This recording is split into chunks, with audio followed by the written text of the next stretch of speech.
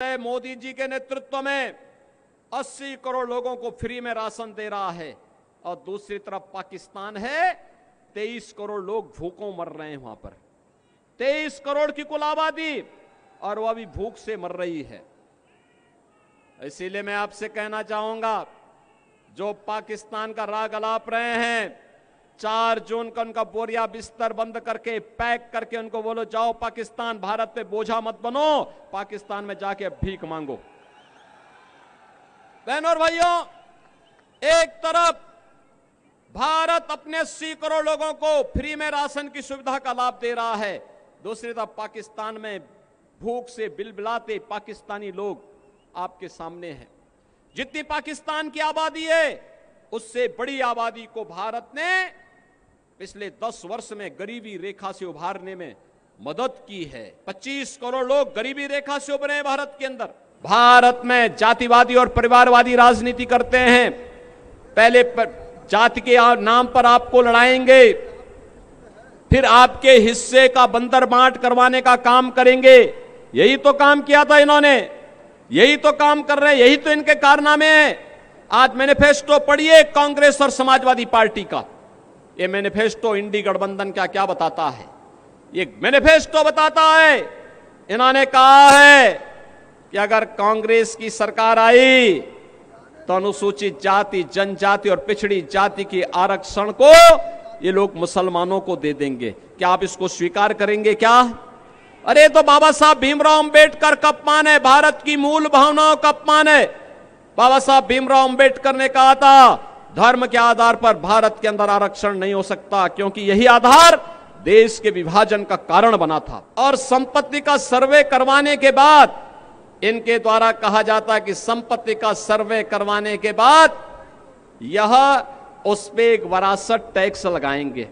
वरासत टैक्स का मतलब आप जान रहे हैं?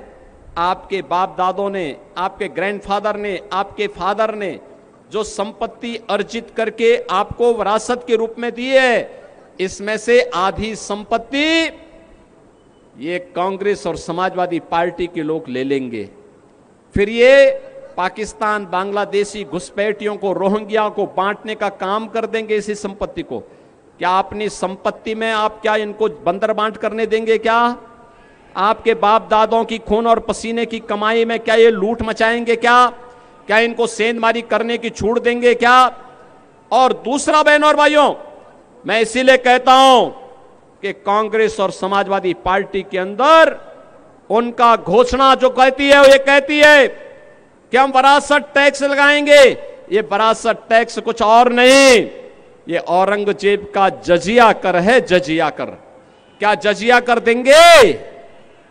अरे स्वतंत्र भारत है, जजिया कर औरंगजेब ने लगाया था। औरंगजेब मुगलों का सबसे क्रूर बादशाह था। औरंगजेब ने अपने भाई को की हत्या की। औरंगजेब ने अपने बाप शाहजहां को कैद कर दिया था और शाहजहां ने अपनी जीवनी में लिखा है कि ऐसा कमबख्त पुत्र किसी को प्राप्त न हो। उसने कोसा है, उसने कहा औरंगजेब ने, उसने कहा औरंगजेब के बारे में शाहजहां ने लिखा है कि इससे का ऐसा कमबख्त पुत्र किसी को पैदा न हो। और कोसते हुए औरंगजेब ने कहा था कि तुमसे अच्छे तो ये हिंदू हैं जो जीते जी अपने बड़े बुजुर्गों का सम्मान करते हैं और मरने के बाद भी अपने परिवार, अपने पूर्वजों को श्राद्ध और तर्पण के माध्यम से जल देने का काम करते हैं। लेकिन दुष्ट औरंगजेब, तुमने तो मुझे एक एक बूंद पानी के लिए तरसाया है। बहनों और भाइयों, ये जजिया कर जो था औरंगजेब का,